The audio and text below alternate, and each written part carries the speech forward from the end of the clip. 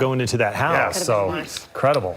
All right, Brett, joining us to talk about the heat. It's not going anywhere. It's not. You know, it's interesting. This high pressure is just, it'll move a little bit east, a little bit west, and kind of go back and forth, and it will have changes to our weather, but the overall pattern really stays the same. It's just going to be hot here for at least the next 7 days.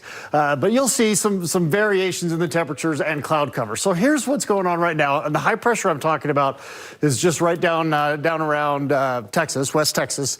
And you can see it centered right here. And the winds that wrap around these are mid-level winds, so we don't necessarily feel them, but they show the pattern in the atmosphere. So you can see storms that are, the moisture's wrapping around this, and you can see storms that have developed just to our west. Now, what's going to happen? You see these storms, again, coming around that high pressure right now. We're seeing some clouds in the state. A little bit of moisture's worked into central Utah and areas like that.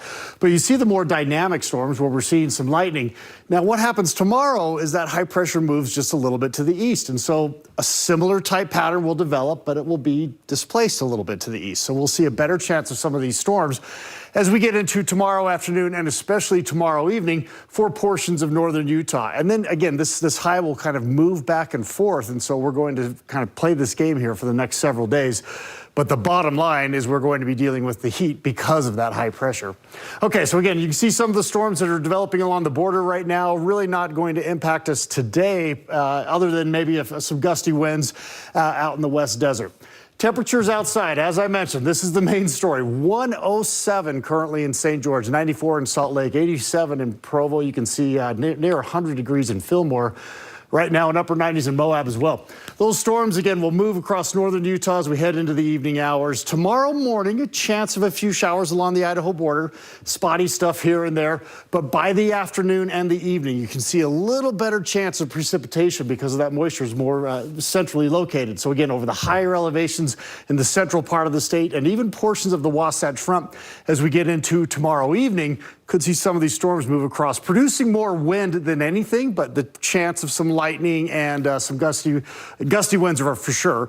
Lightning possibly, and also some brief heavy rain possible with some of these storms. You can see on Saturday in the afternoon, again, some spotty stuff. I wouldn't cancel any outdoor plans. Just know your best chance of seeing these on Saturday and on Sunday will be in areas like the Uintas and throughout central Utah, eastern Utah, mainly over the higher elevations. That's going to be your best chance to see those thunderstorms. But again, at this point, don't cancel any outdoor plans. Just keep an eye to the sky.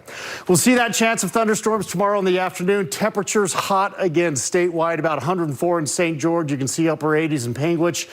About 106 in Moab with those developing clouds and a couple isolated storms in the afternoon. We do cool it down. Again, so the high pressure migrates a bit. We still see temperatures above average for this time of year towards the early part of the week, and then it just bounces right back up to the later, by the later half of the week. For northern Utah, low 90s around West Valley, 91 in Heber. Again, that chance of thunderstorms in the afternoon and especially in the evening hours will be our best chance to see some of those thunderstorms here along the Wasatch Front.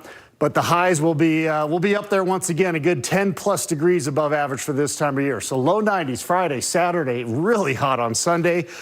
We do cool it down slightly as that high pressure backs off a little bit. We see a couple days in the upper 80s, still above average for this time of year. And then we're back to the mid 90s by Wednesday, Thursday. So crazy when you look at it. The average is 81. 81, right? Yeah, nice 80s. Yeah, we're a little bit off. Yeah, a little bit off. Displaced a bit. All right, thanks, Brett. Yep.